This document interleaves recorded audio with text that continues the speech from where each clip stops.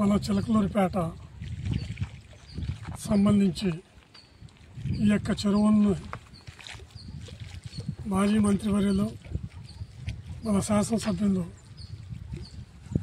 శ్రీ పత్తిపాటి పుల్లారావు గారి ఆదేశాల మేరకు సందర్శించటమైంది. దాదాపు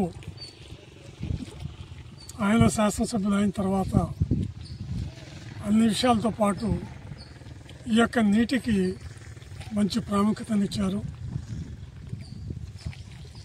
ఈ యొక్క నీటిని పైపుల ద్వారా ఇప్పటిదాకా పెట్టారు. కొంత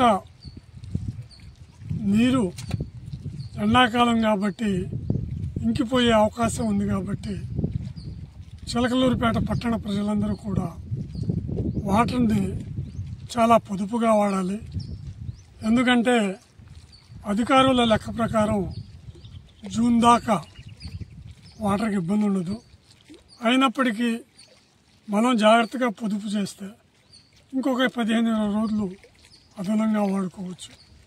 ఏదేమైనా నీటి సమస్య లేకుండా ఎమ్మెల్యే గారు అవసరమైతే ప్రభుత్వం వారితో కూడా మాట్లాడగలరు.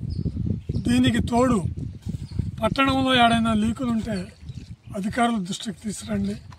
అందరూ కూడా ఈ యొక్క నీటిని పొదుపుగా వాడాలని కోరుకుంటూ మన చిలకలూరిపేట పట్టణంలో వేసవి కాలానికి నీటి ఎద్దడి లేకుండా అన్నీ జరగాలని మన యొక్క శాసనసభ్యులు ఆధ్వర్యంలో అన్నీ జరుగుతాయని భావిస్తూ సెలవు తీసుకుంటాం. చాలా